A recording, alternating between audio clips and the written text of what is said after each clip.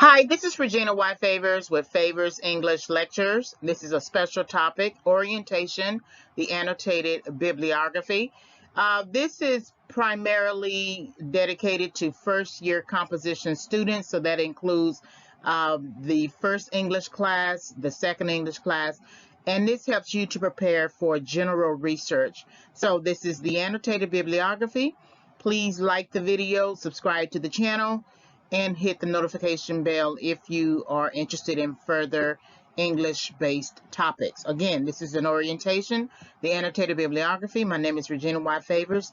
Thank you for visiting the channel. This audio lecture is subject to fair use.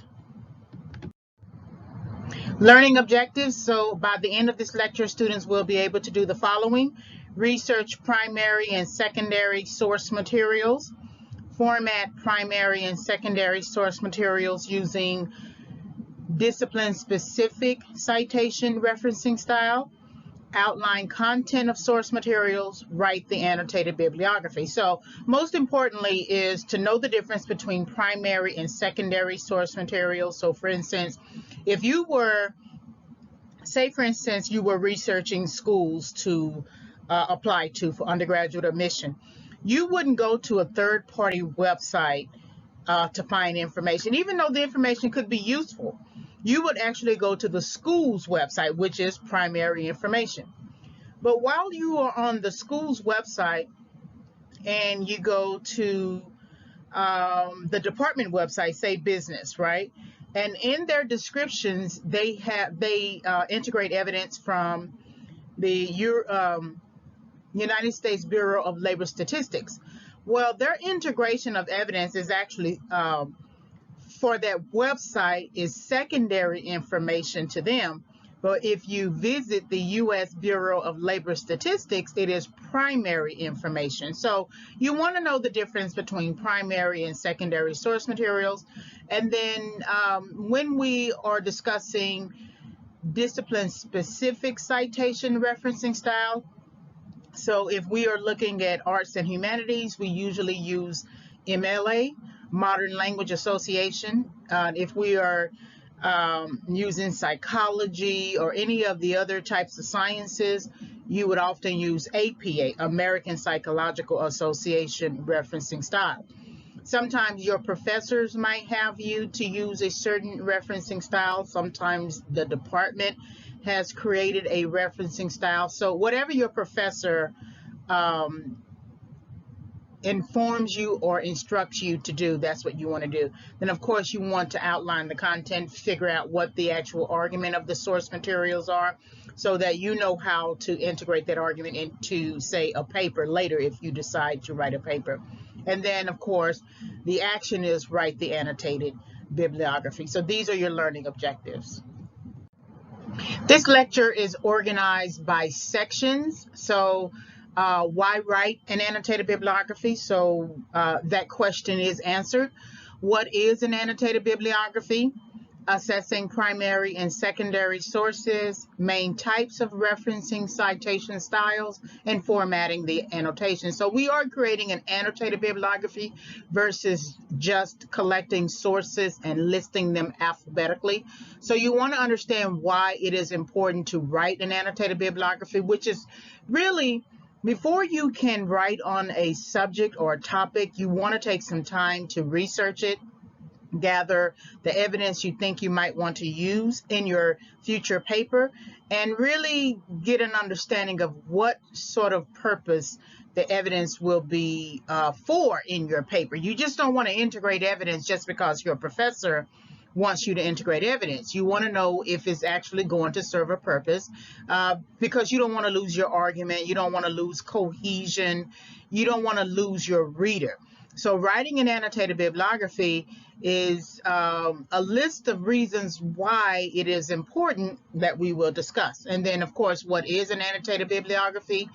It is just a list of sources that you compile that may be tentative, may be permanent, that you will annotate in terms of reading and trying to get a good understanding of, or at least a good skimming understanding to write an annotation. And then of course you want to know the difference between primary and secondary sources, the referencing citation styles, which are the main ones that you would often see in academic classrooms. So that's your MLA, your APA, and your Chicago style, and then formatting the annotation, what it looks like along with the bibliography entry.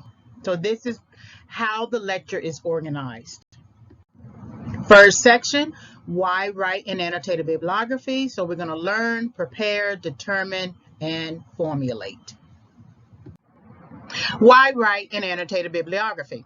So writing an annotated bibliography first gives you an opportunity to learn about your topic. Nothing worse than offering a viewpoint or putting out a claim on a topic for which you have no idea what the main arguments are. If you are writing a paper on any topic, just choose any topic you want.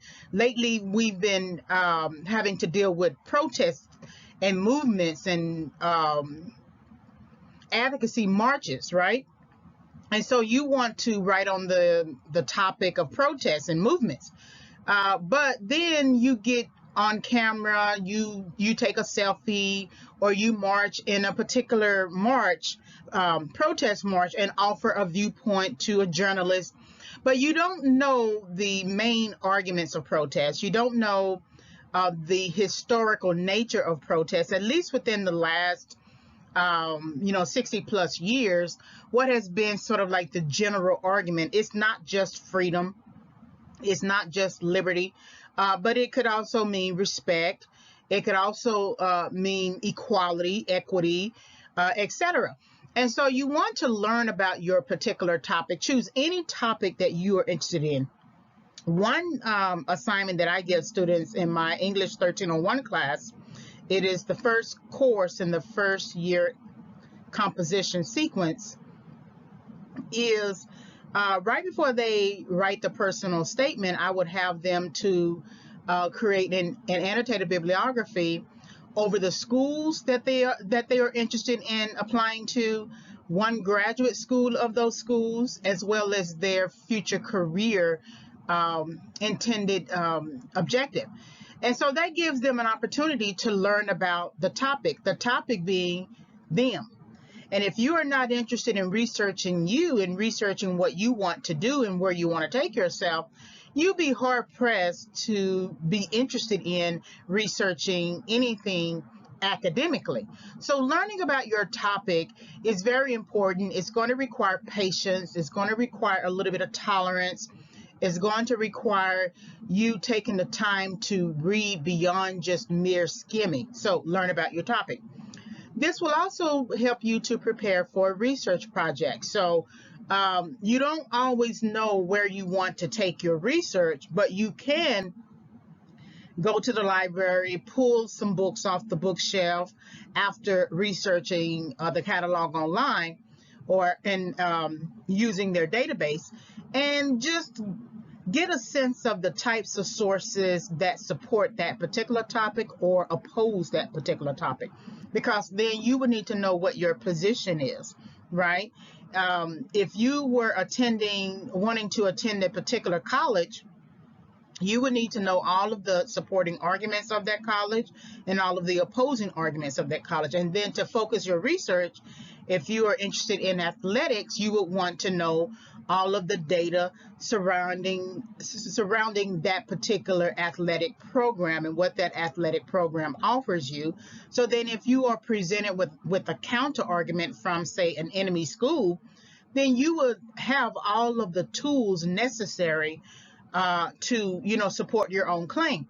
So it works the same way in theory. In terms of a particular topic, you are wanting to argue a particular point in your paper, right, in your future paper, and you may not know what that point is, but preparing for a research project by conducting an annotated bibliography will help you to know where you stand. Or even if you choose to argue another side, you will have the evidence to know beyond a shadow of a doubt that you can do that successfully. So prepare for a research project. This gives you an opportunity to read sources carefully, thinking critically instead of just collecting information. So you do have to get out of the mode eventually, of just collecting sources and maybe trying to find a quote that you think will fit within your future paper. Eventually, you're going to have to think critically about those sources. One argument is one thing about a particular topic, and then another argument is another thing about a particular topic. Which argument do you choose to argue? Or which point do you choose to use as an opposing point?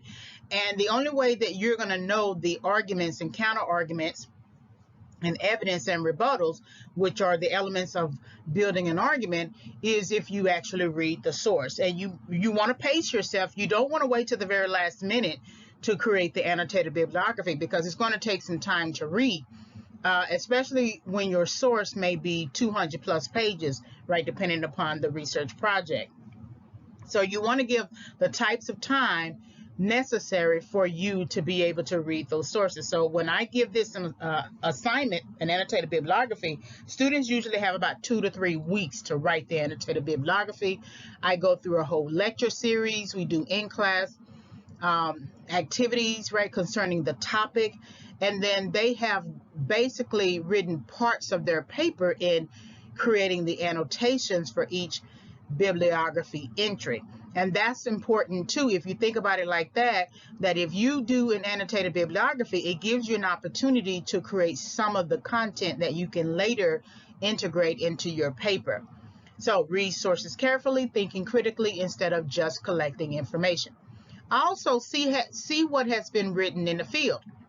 You will often see this. You may not see this now as an undergraduate student, but when you get to graduate studies, or you are out of school and you are a professional in the field, nothing worse than attending a conference and giving a seminar or a workshop on ideals that have already been proven, especially those types of ideals that have already been recorded in some sort of journal, that have made their way into the classroom now, and have been challenged and changed and rebutted and revised, etc. So you have to know then what has been written in the field, meaning your topic is X. How many years has X been explored through scholarship, through teaching practices, through policy making, legislative making, in terms of academic? And so then when you are wanting to know what has been written in the field, meaning what are the arguments already surrounding that particular topic? So you have this topic, all dogs are nice. Then how many scholars have written on that particular topic? All dogs are nice, right? Then the other topic that could correspond to the main topic is based on a condition. So all dogs are nice if they lick your face. Well, that's conditional. They are only nice if they lick your face. Then who and what and where and when and how has supported that particular claim that offers a condition? And so once you understand the different arguments, who is arguing what, which scholar, which organization, which legislative body, once you understand that, then you can determine where your research might fit. So are you wanting your research to fit within the 25-year time span, or are you going to create the type of research that's going to become the 26th year, that's going to form the 26th year? You always have to explore the classic arguments on a topic. You are not an entity unto yourself. So whenever you write a paper or just research a particular topic, you always research the canon. You research the arguments on that topic, right? And then you determine if part of your argument is going to support what has already been written in the field, or if you're going to now create a new hypothesis, which would support the idea that you are determining where your research might fit. And that's very important, because only in the sciences can you really replicate research as some kind of privilege, or I say license, and then look at the results to see if your hypothesis supports that existing hypothesis. But when you get to arts and humanities, you have to support the canon, right? And you have to be careful about inserting new ideas, because the department, the people who hold a doctorate in the field are your gatekeepers. And all professors and practitioners who hold a doctorate in their fields are considered the gatekeepers. So whatever ideas you want to put forward, it has to support existing knowledge, of course, but your new ideas can't be so far removed from the existing knowledge to the point that it is not useful or not meaningful to supporting the current tenets of that particular, discipline. So this helps you to determine where your research might fit. And then lastly, it will help to formulate a thesis. Now, some people already start with a thesis. They already know where they want to take the research or where they want to go with the research. But it does help sometimes, most oftentimes really, to go through the process of creating the annotated bibliography in all these areas that you see here, to then look at your thesis and see if it's actually going to work. You may have to revise your thesis. You may have to come up with a whole different thesis, right? But writing the annotated bibliography, though, for those individuals who like to go the long route, which I like, but I also usually have some kind of idea of what I want to sort of argue, this will help you to formulate a thesis. So these are the reasons why writing an annotated bibliography is very important, because it reflects your capacity to understand what has already been written, and then understand where you need to take your research so that it doesn't go too far off the existing body of knowledge. So why write an annotated bibliography? So here's your next section. What is an annotated bibliography? Overview and definitions. So essentially, you are describe, summarize, and or evaluate a list of citations to be used in a research project. It allows you to inform readers of the relevance, accuracy, and quality of the sources used in a research project. And then it allows you to determine the usefulness of a source in comparison to other sources on the topic. So you want to describe what is the source, what type of source it is, then provide some brief summary. So that means you should have a good understanding enough to be able to summarize. And summarize really is no different than explaining it to someone. That's how you know you are learning something beyond you just sitting down and reading it yourself, that you can summarize it to someone if they ask you a question, if the person asks you a question. And then evaluate a list of citations, meaning that you are being a little biased here, that you are evaluating whether or not it is useful for your project, right? Whether or not it is useful as a source, really.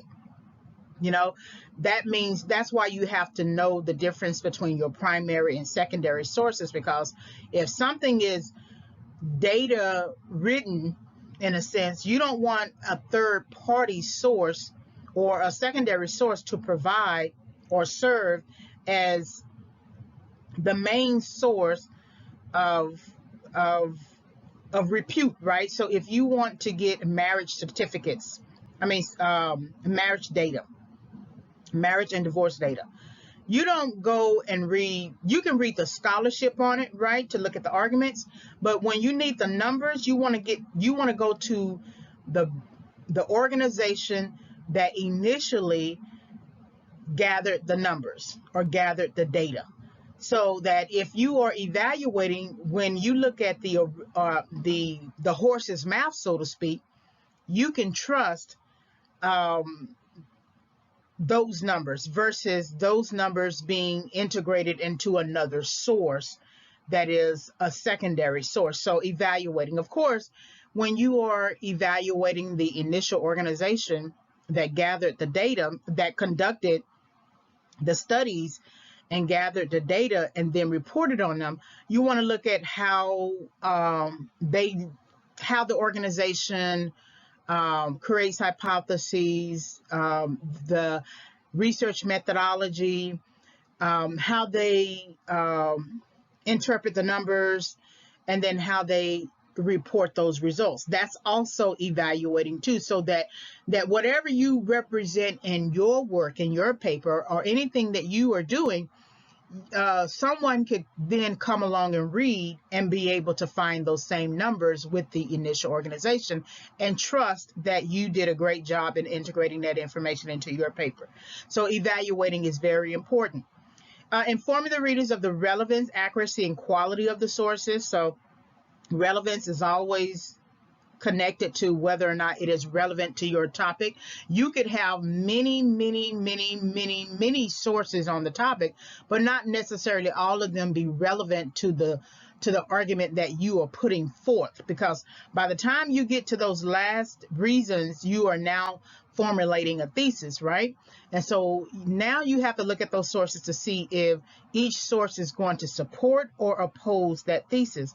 And even if they do support or oppose, do you really need that information in your paper? Would it take the argument of the paper too far off your initial purpose? So relevance does matter. Accuracy, of course, making sure that anything that you present within your paper is accurate. That's why annotated bibliography process gives you that opportunity to check your sources, to go back and look at them, look at the content, make sure that how you are representing those sources is accurate. So if you create the content and you have the patience while creating the annotated bibliography, then it's going to be much easier for you to then just cut and paste that content into your paper. And then that way you resolve any issues with accuracy. Then quality of the sources, depending upon what types of sources you are using, quality does matter. So if you are using primary sources, like you are getting, say you want to integrate legal information, you have people who interpret legal information, and then you have the actual source of the legal information. And so if they are mentioning the 13th Amendment, you may want their analysis in your paper of the 13th Amendment, but you also want to quote the 13th Amendment to the U.S. Constitution in your paper from the actual legislative source, right? The Constitution itself. And you can access the U.S. Constitution online just by typing it in as a keyword search. And so you get the direct law or constitutional provision, integrate that into your paper, and then you can support that with the analysis from that particular author, attorney, politician, or whoever who is saying something about the 13th Amendment. The annotated bibliography allows you to determine the usefulness of a source in comparison to other sources on the topic. So that goes back to, say, evaluation, that all your sources, if you are looking at 50 sources on a topic, all of them are useful, because someone can use those sources. But for a 5 to 8 page paper, sometimes 10-page paper, you have to determine if that 1 to 5 sources that you like or you think are useful for your particular argument. You may have to set them aside and consider them later for another assignment. But you have to be succinct. You can't be too broad within a 5 to 8 page paper. And you want to make sure that you don't lose your reader. So determining the usefulness of a source does take a little bit of time, because you have to put aside your own ego. You have to put aside sometimes your own zeal and enthusiasm to just bring in every source under the sun. And knowing that you're not going to be able to do that for a 5 to 8 page paper. Even if you were writing a master's thesis or a doctoral dissertation, and you need probably a minimum of 200 plus sources, even within that range of sources, you still want to evaluate. You still want to determine the usefulness of a source. Sometimes it may have to form a resources section of your thesis or your dissertation instead of being integrated into the main content. So that gives you something to think about as well. Always remember that sources are considered annotated bibliography entries and must be formatted according to the appropriate citation referencing style. So MLA is usually for arts and humanities. APA is for psychology and the sciences. Chicago style is usually for publishing context. And then also you may want to speak with a reference librarian to locate scholarly sources. So if you are very good at researching, sometimes you may not, but there are some sources that you may not be privy to because they may require a certain account. And usually if you are affiliated with an institution as a student or as a staff member or faculty member, you usually have access to that information. So speaking to a reference librarian would inform you whether or not you had access to that source without having to pay for it. So that's very important as well. So let's look at the distinctions between what a bibliography is, what the annotation does, and what an annotated bibliography does as well. So in terms of a bibliography, it's just a list of sources and references considered. So there's a difference. If you are writing a paper and you have to use MLA style, then your last references area of the paper would be titled Works Cited, meaning that whatever work you cited within the paper would go on that list. However, for certain papers, and sometimes I permit this in my classes, that if you created works cited entries, but then there were some sources you considered but didn't necessarily quote within your paper, then you could title it bibliography. If you were writing a paper that required the APA referencing citation style, then that referencing paper, section of your paper would be titled references. So do keep the differences in mind. A bibliography is just a list of sources, references considered. This includes sources you cite within your paper and sources you merely considered in terms of historical reference, and then consideration of sources may fall under common knowledge. So sometimes you don't always have to cite reference to the 13th Amendment or any other constitutional provision or laws or civil rights legislation or something like that. Sometimes you don't always have to cite that. You don't need an end of the sentence citation because it's considered common knowledge. We understand the American Revolution, we understand the Civil War, those dates, right? They repeat all the time. We hear them all the time. When the holiday comes along, we know what the date is. So you don't necessarily have to have a citation reference in terms of an end of the sentence citation at the end of the sentence, right? Because that's common knowledge.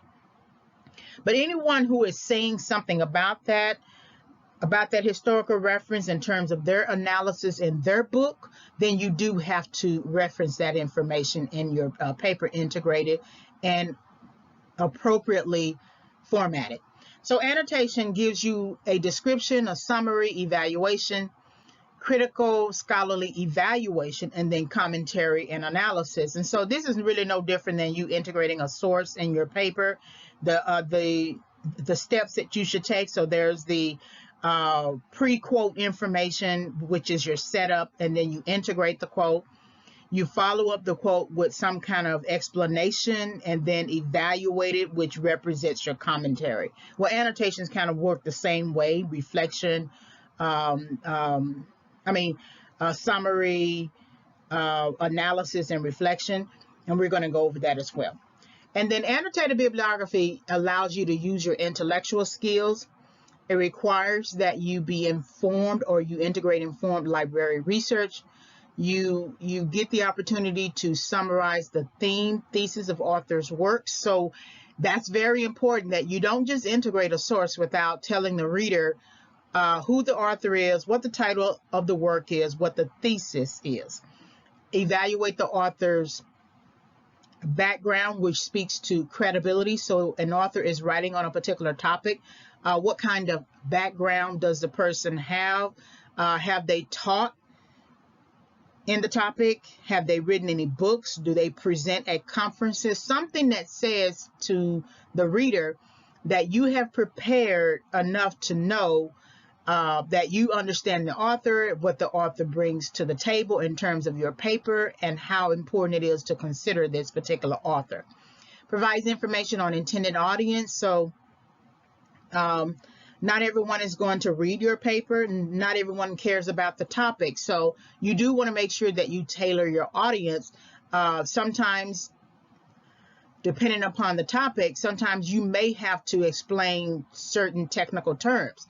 But if you are presenting in front of a largely technical audience who understands those terms, you can speak in acronyms, right? You don't necessarily have to spell out the acronyms or provide a definition for every single term that you mention because of the audience.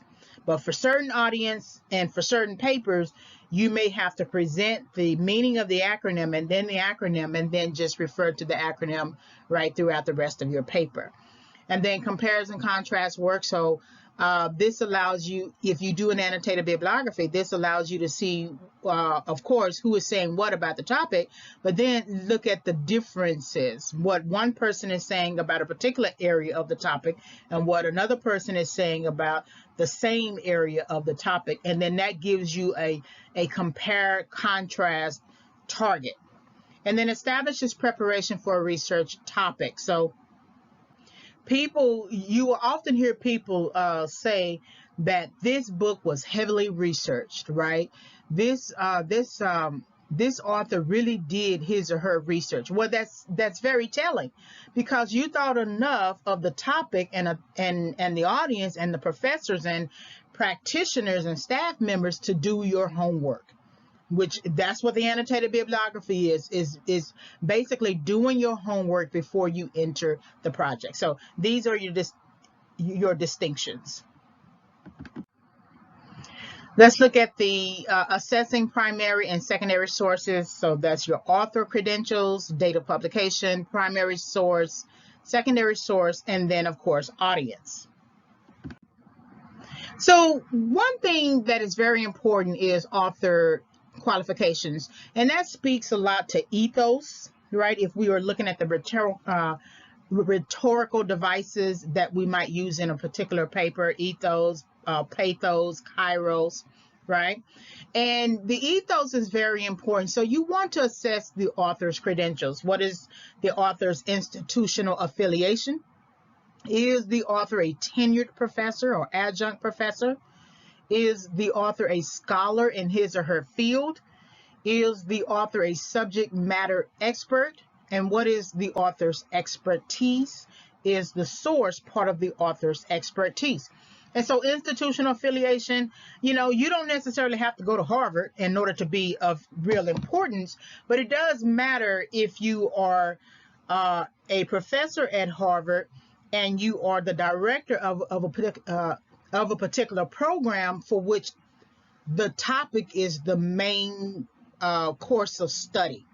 Meaning, like, if you were looking at, say, the concept of race, double consciousness, diversity or something, and Harvard had a department guided by, say, Africana Studies or African American Studies, or a writing program where their sole focus was on exploring scholarship in that area, then it lends a lot of credibility to the reader interpreting your ability to speak on the topic, because you are surrounded by it every day, all day. You write on it, you teach on it, you study it, you write scholarly texts, you write some fictional books, you write some non-fictional books, you write historical books, maybe you provide commentary at a conference, maybe you speak on it as a historian on a cable news network or something like that. But that is your main course of study that concerns you. And so the institutional affiliation that also supports that goal is just as important. Being a tenured professor definitely suggests that you have contributed to your field, because no one can just really get a tenured professor position just because they want to. Going through the tenure process requires going through pre-tenure track and then going through the tenure process, which can be upwards of double-digit years. And so you are contributing to the field through writing, scholarship, you're teaching, you're doing other types of research, you may head projects, you may be on a committee. And so by the time you become tenured professor, you have done so much work. The adjunct professor is basically your part-time faculty. They do not get the same types of salaries, so it's often difficult. And you might see adjunct professors work in multiple institutions like I do. And so that tends to be kind of like the entry level. The true entry level for some institutions is lecturer. And then even before that, if you were a graduate student, a graduate TA. So you have a hierarchy in the faculty arena. And so how much time have you spent at that institution, contributing to that institution, supporting that institution, does make a big difference, because you're not just this person who's one and done. You care about the institution to support what's going on there.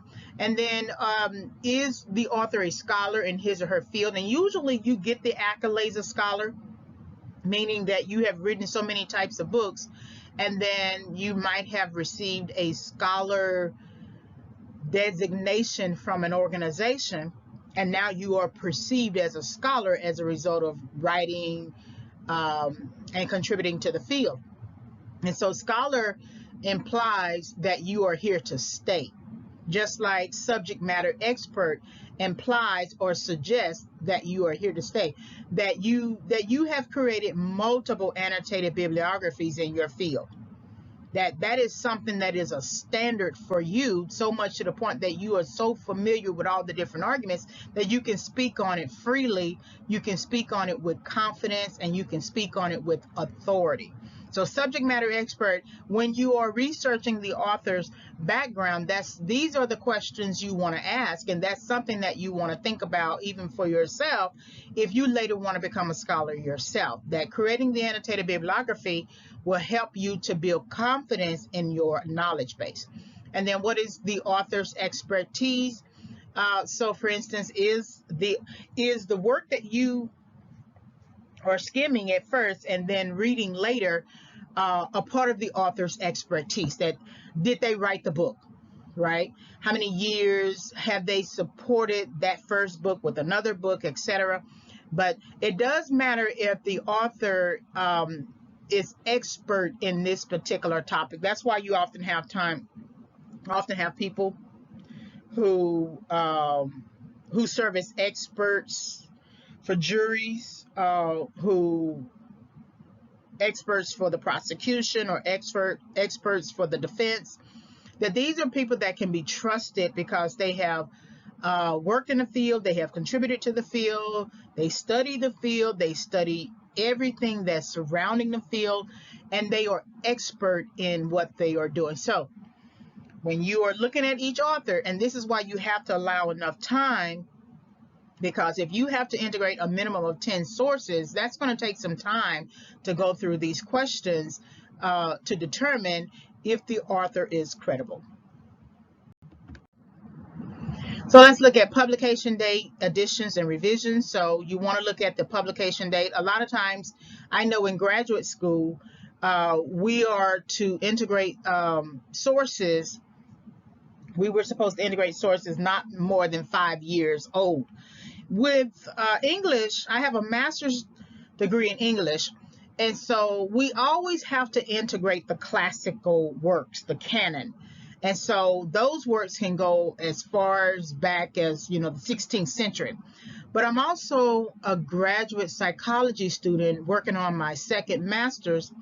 And I noticed that for many of the assignments that we have to write in terms of essays, that one part of the instructions is look for sources that do not exceed 5 years, right? 5 years old. So you don't, there are some classical sources within that particular within that discipline that you must consider, but the bulk of your sources have to reveal much more in terms of current hypotheses, current use of research methodologies, and then current results based on a particular type of topic, right? So you want to look at the publication date, whether or not it is a first or second or updated edition. So you will see that a lot of times. Is the source out of date for your field? So again, it depends on the field. It depends on the topic. If you are looking at, juvenile statistics, you usually marriage statistics, you want something within the 5 years. But if you were looking at the historical nature of how juvenile institutions came to be, then of course you're going to go further back in terms of the history of juvenile institutions. But you have to balance it with not only the old and the new. So you want to look at source, whether or not it is out of date for your field, and only the information in your textbooks will tell you, as well as your instructor will tell you, whether or not that source is out of date for your field. What does your current discipline require regarding use of sources? So I noticed with arts and humanities, for English, we are required to integrate quotes, sometimes line by line, sometimes block quoting, use of quotation marks, and then end of sentence citation referencing. But when I write papers for my psychology classes, I notice that I get a lot of comments about not quoting, that you can still reference the source without having to quote it directly, and that you just add a citation at the end of the sentence line, right? And so each discipline requires, different things. I can't remember what was required for my history classes when I was an undergraduate student, but I would assume today, in reflecting on that the teacher did not want a whole lot of line by line quoting because of it being, historical nature, and only maybe the analysis part of it, where you got a source and you were using their analysis to support your argument, that you should quote that. So each major or discipline requires use of sources in a different way, and it is up to you to determine which one does that. Social science majors typically require use of sources that is at a minimum of 5 years or less, since knowledge continually changes. However, for arts and humanities, material written more than 5 years is appropriate for academic and scholarly writing. And even in new age type scholarly writing, contemporary writing, modern or something like that, you will still see references to the classical canonical texts. Assessing primary sources, so anything other than the horse's mouth is considered a secondary source. So that means your primary sources are usually scholarly and peer-reviewed journals, schools, colleges, Bureau of Labor Statistics, educational associations, discipline-specific organizations, and then National Center for Education Statistics. So these are the ones that I usually use when I teach the annotated bibliography with the personal statement, because you want to research the schools prior to writing a personal statement, so then you can be able to tailor the personal statement. So that's why I have this information about Bureau of Labor Statistics, then of course schools and colleges, etc. So like I said before at the beginning, that if you are researching a school, you don't research a third-party website about that school. You go to the school's website to get that information. If you want to learn about labor statistics, even if a school's website is integrating that information onto their website, you still want to go to the Bureau, U.S. Bureau of Labor Statistics, to get that direct information. So anything other than the horse's mouth, I like using that. So anything other than the horse's mouth is considered a secondary source. Not that secondary sources are not important, but when you are representing the topic, you want to be as credible as possible.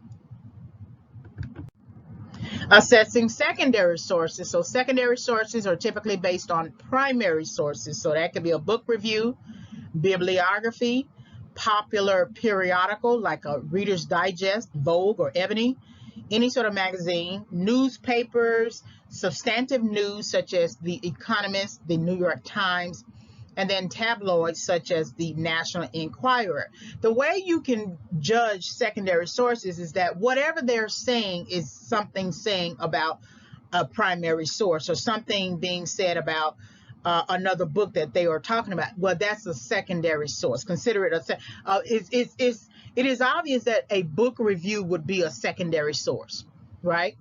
But if you are integrating it also into your paper, the analysis in your paper, then anything said after the author has explored the book could be considered a primary source, right? So any bibliography, a biography, all of those are considered secondary source, because the autobiography, by contrast, would be written by the actual person, and that would be a primary source. Looking at the audience, so there is a discipline specific audience, so it could be a business major or discipline, science, accounting, history, right? So you have different audience for different topics. Subject matter experts, we've already discussed.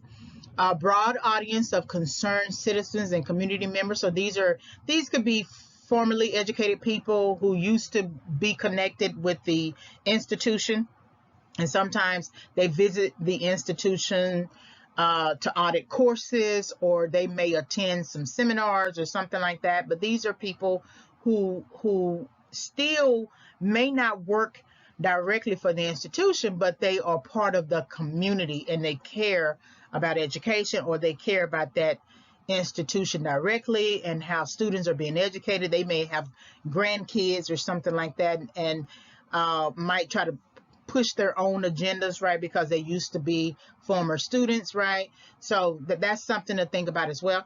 Educated audience, these are people who are still part of the community, but they may be retired as well.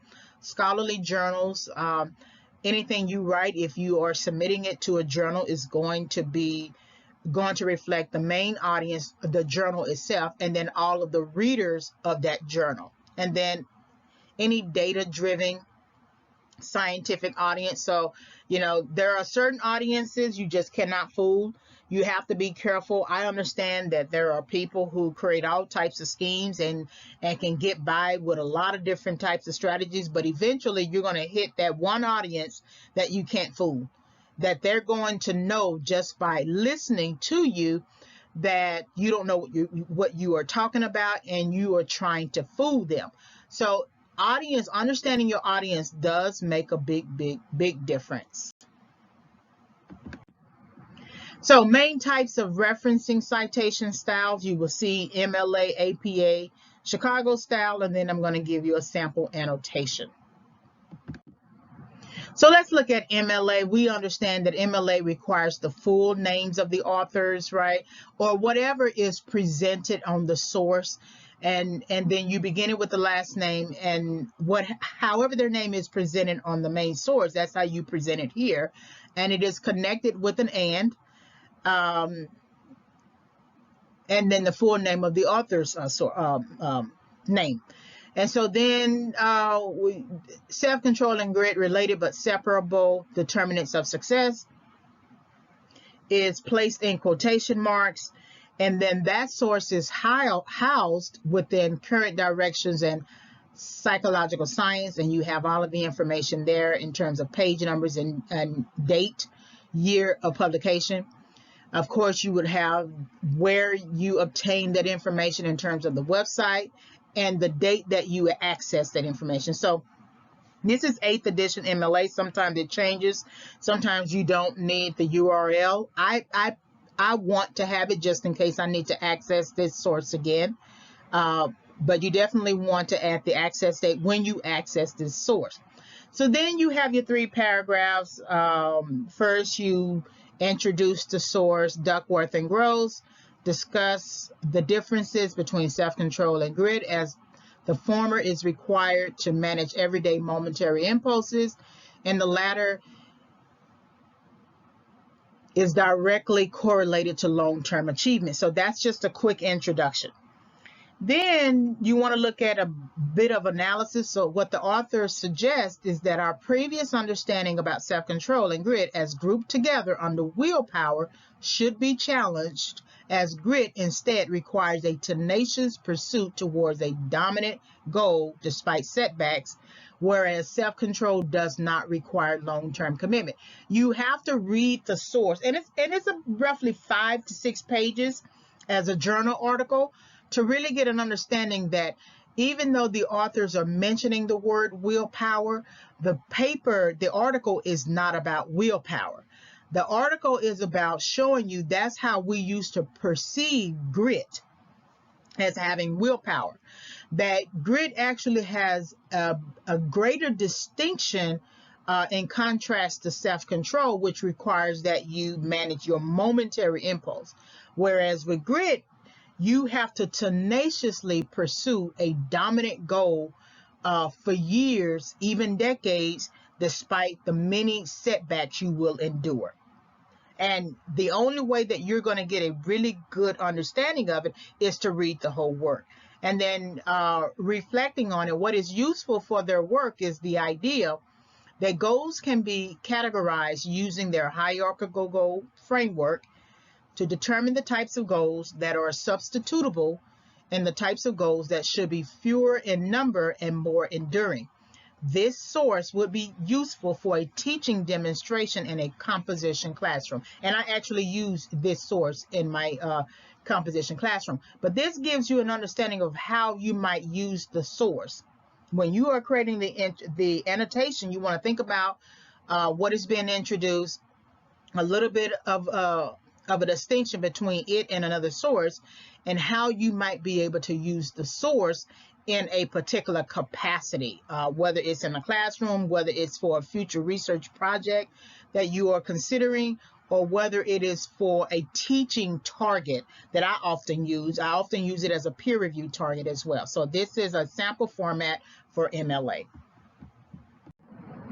Now we have sample format for APA. So APA allows you to still use the author's last name, but you abbreviate the first name as well as the middle name by using initials. The difference between APA and MLA is that you bring in the year right after the author's names. So we have Duckworth, comma, A, and then you use the ampersand, Gross, comma, J, and J. So just remember the names of the authors and how it is presented when you are using MLA. But when you are APA, it is you using the initials. You bring in the year of publication. For APA, you do not need the open and ending quotation marks. We know that there is a difference between self-control and grit, related but separable determinants of success, and that it is housed in a larger source titled Current Directions in Psychological Science. So you bring in all of the other elements, which is the volume number, issue number, volume number, page numbers, and then the link is preceded by retrieved from.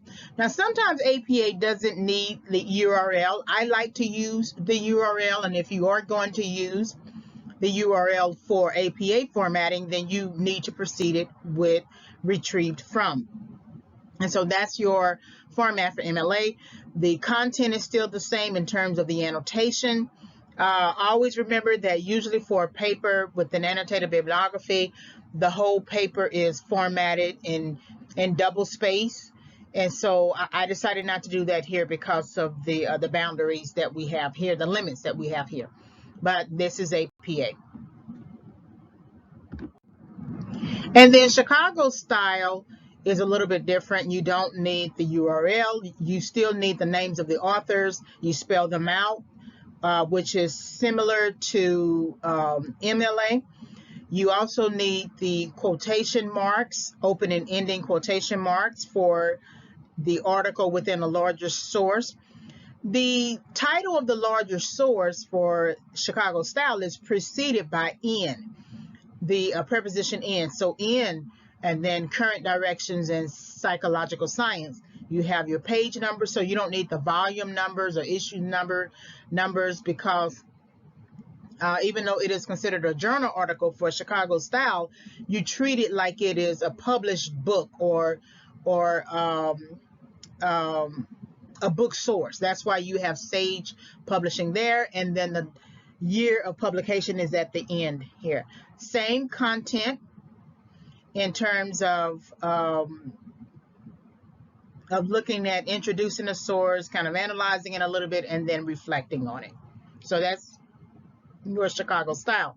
Now remember, sometimes your professor will have their own style that they want you to use. Sometimes your department will have its own style. I know there's a such thing as Harvard referencing style. So it just depends on the professor. It depends on what the professor wants you to accomplish for that annotated bibliography. Formatting the annotation, so introduce, summarize, quote, explain, analyze, and reflect. So when you think about introducing the source, if we have to know the purpose of the source. Why are you bringing in that source? You just don't stick something in there without preparing the reader for it. So you introduce the source by identifying information, including the following. So that's your genre. If this is a fictional work, a non-fictional work, a poem, an autobiography, a biography, what type of work is it? Then the name of author, title of work, and that author's thesis. So if you are saying all dogs are nice as your thesis, right, that you want to support with evidence, then we need to know if that author believes all dogs are nice if they lick your face.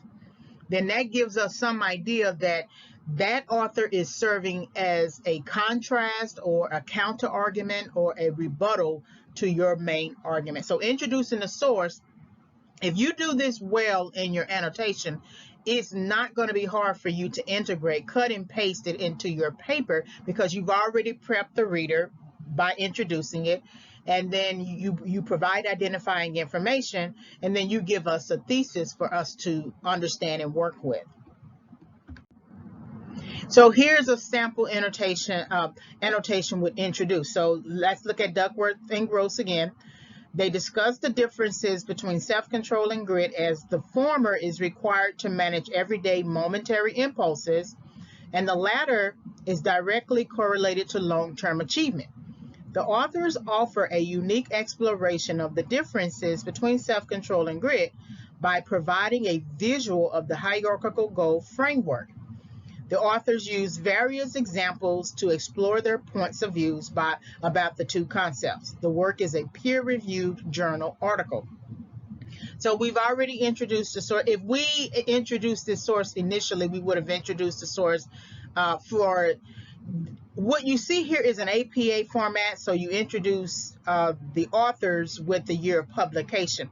Versus if this was MLA format, you would introduce the authors with the title of work.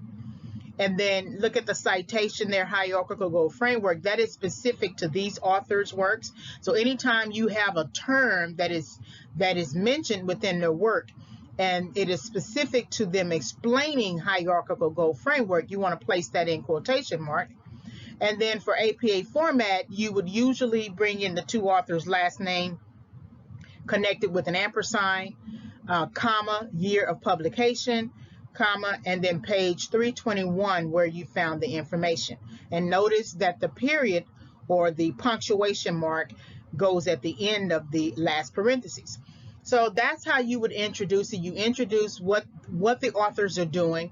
You may quote something in what they are doing, and then you you back it up with some sort of identifying information. Now, you can always bring that identifying information much earlier in the peer-reviewed journal article by Duckworth and Groves.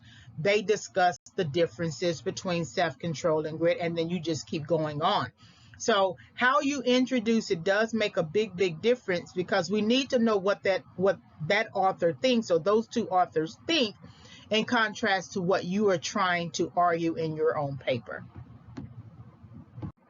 Let's look at summarizing quote. So summarize and or quote from the source. You want to summarize the source by the main arguments. Summarize the main points explored. Summarize any counter arguments the source explores.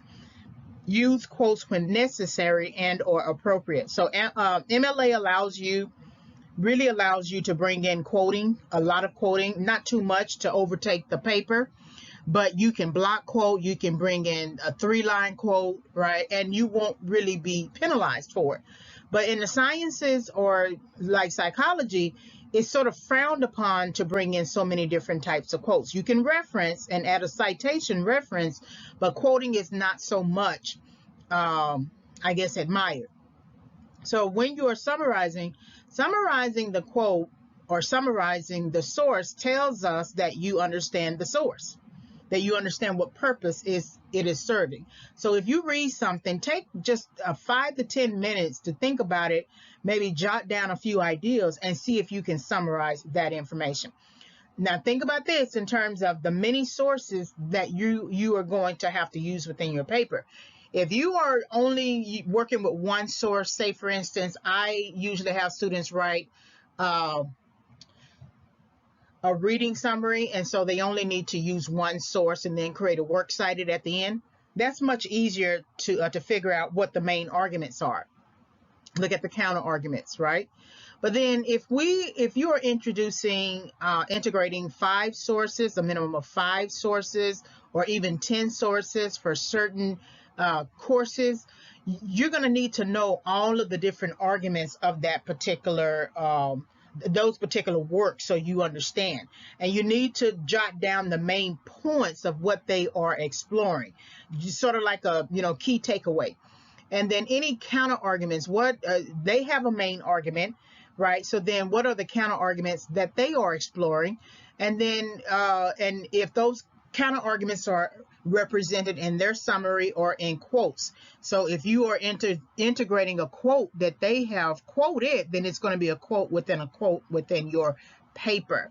And MLA, APA, Chicago Style has guidelines, all have guidelines for how you represent quoting and how you represent quotes within a quote. So whatever source the instructor gives you to refer to, you want to make sure you do that, because you utilize that source, because you don't want to misrepresent sources. Anyone reading your paper has to be able to go back and look at and check those sources against the main source. So then here is a sample annotation, also APA format. Their argument is self-control and grit are strongly correlated, but not perfectly so.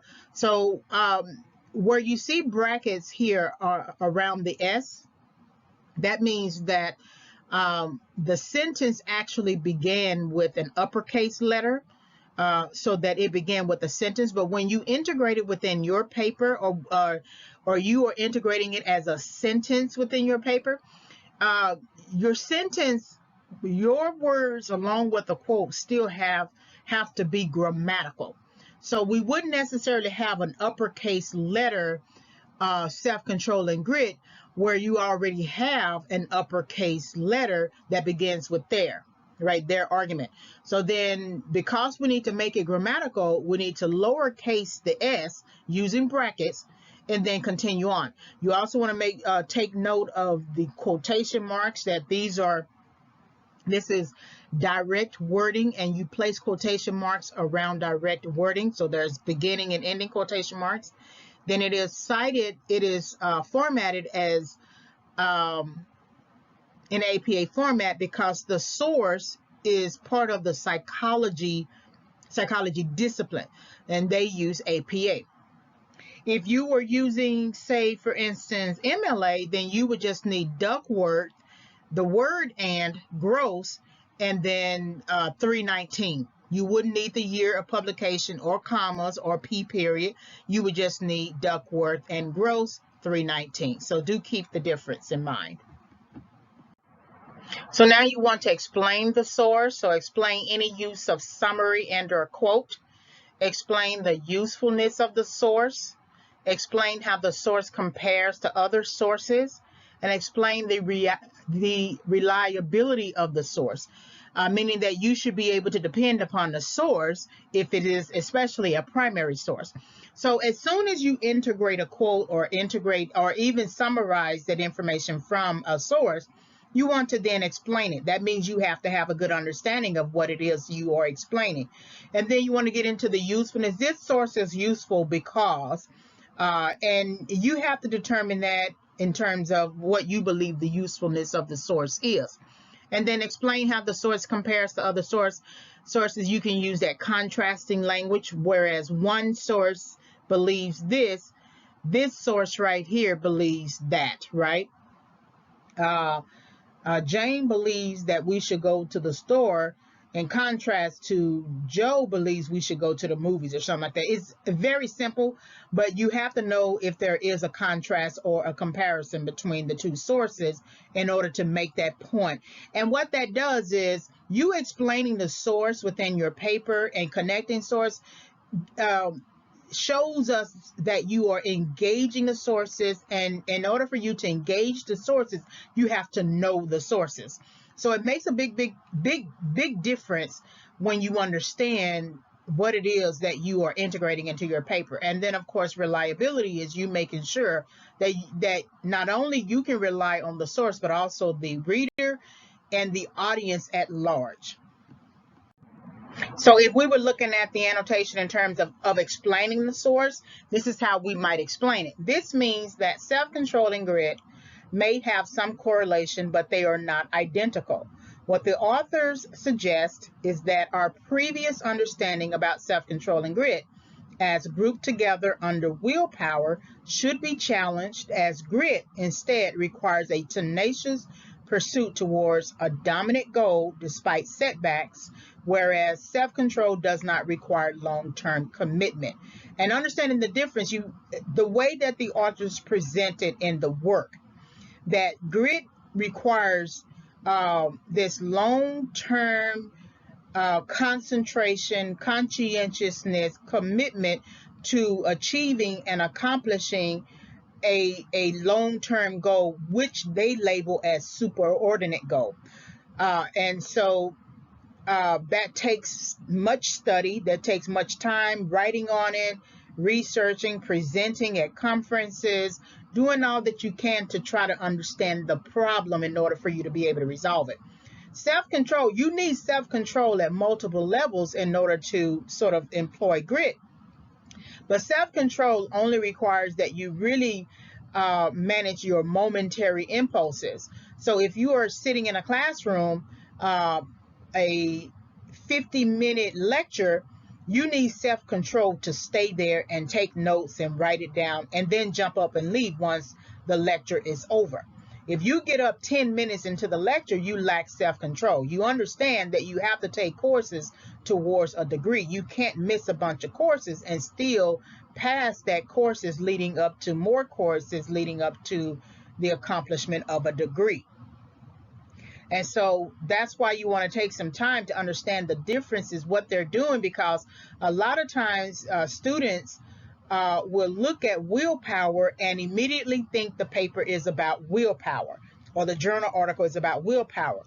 Whereas the authors are saying that's how we used to look at grit before and understand grit before under the umbrella of willpower. But now we need to look at grit from a different vantage point, that it is connected to achievement, whereas self-control is connected to managing a momentary impulse, temptation to do something other than what you are doing in that moment. And that's why you need the explaining. You need to be able to explain, and the only way that's going to happen is your ability to understand the source. And also notice that we're just summarizing here.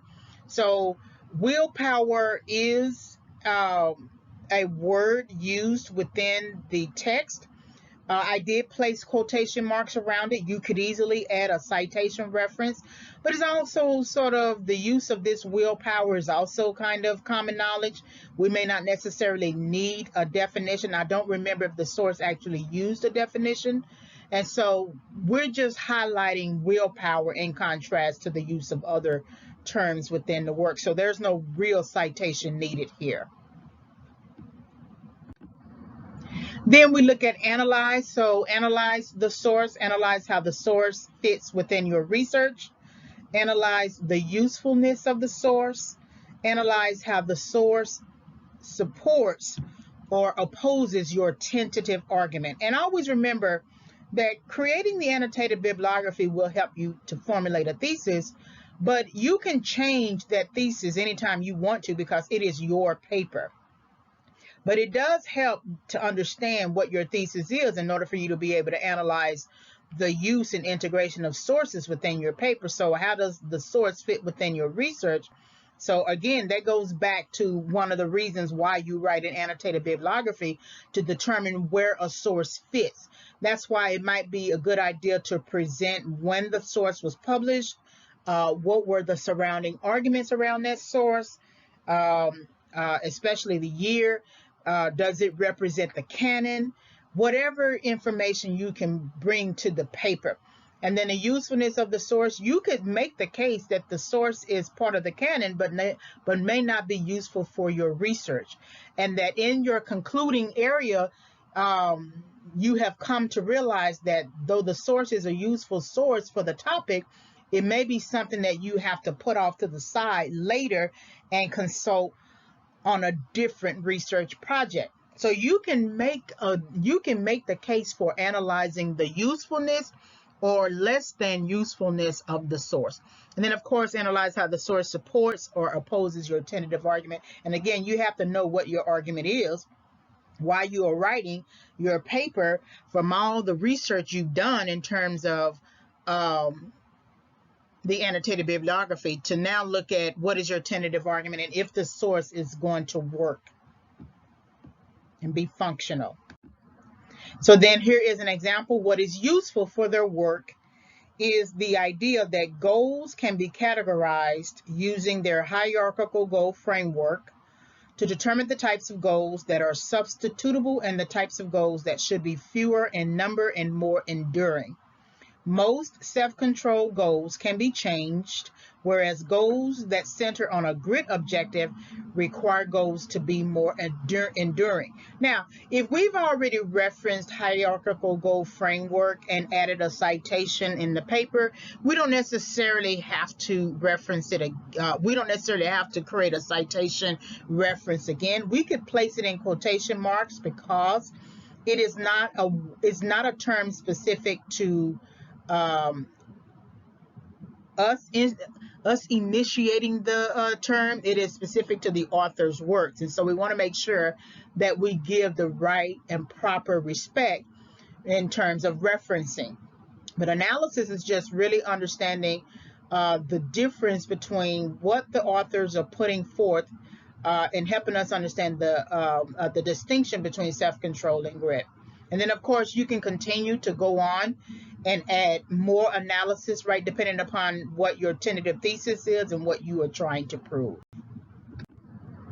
And then reflect on the source. So reflect on your tentative argument and the argument of the sources. Reflect on where the source might be useful practically or with any other research. Reflect on your goals and purpose for research. And then reflect on your revision of your tentative thesis. So the more that you write an annotated bibliography and the content after researching, reading, and writing, now you always keep in mind your tentative argument and whether or not it's going to be a permanent argument or whether or not you're going to have to revise that tentative thesis. So that's why you want to make sure you understand the arguments of the source materials. You want to make sure you understand your own argument so that you can properly reflect on it. And then reflect on where the source might be useful practically or with any other research. And that's why I said I think that the self-control and grit source from Duckworth and Gross, I use this for annotated bibliography, as well as other sources to help students prepare for the grit essay. And then this helps them just overall in terms of their psychology and understanding the types of goals they have to set. So I feel like not only is it useful practically in helping them to write an annotated bibliography and learn about a particular topic, because grit is a psychology-based, scholarly topic, not just an athletically based topic. So they can learn about a topic, a particular concept housed within a specific discipline, and then also where they might find it useful in their regular waking everyday lives, that when they are setting goals, what type of goals are they setting? Are they setting a grit goal or a self-control goal? Self-control goal. So I think that's also important. So it is practical not only for the academic classroom, but it's also practical for the professional context as well as personal. Reflect on your goals and purpose for research. So there's a reason why you are conducting this research. And then think about whether or not you will have to revise your tentative thesis. And that's why you need that third paragraph under the annotation. That third paragraph under the bibliography entry, so that you know that this source is not just useful for you writing a paper, but that it has larger implications for what you might want to do later. And then here's the sample annotation. So this source will be useful for a teaching demonstration in a composition classroom. So that actually applies to me, why I would use this source. It could be a peer review target. It could be a board lecture. It could be just a regular lecture that I use. So this source is not only useful for helping students to learn about the topic, but useful for me to demonstrate as a teaching objective. So here are some takeaways. Annotated bibliography is a list of sources you will use within your academic paper and or a list of sources considered. Annotated bibliography may be alphabetical, arranged by section, chronological, and or arranged thematically. Annotated bibliography consists of primary and secondary sources from multiple books, peer-reviewed articles, theses, and dissertations, government documents, and digital sources. Don't forget databases as well. Annotated bibliography encourages critical and evaluative thinking about the source and the topic overall. Annotated bibliography helps you to learn about your topic and determine where your research project fits. The more time you give to creating an annotated bibliography, the more capacity you will build to learn about your topic, not only about your field, especially if later you want to get into a particular type of field under your major. So these are your takeaways. And this is the bibliography that I use. So some sources actually used and some sources referenced here. You will be able to download this particular PowerPoint lecture as well as view the video. Please like the video, subscribe to the channel. Thank you for listening to this lecture. Have a great day.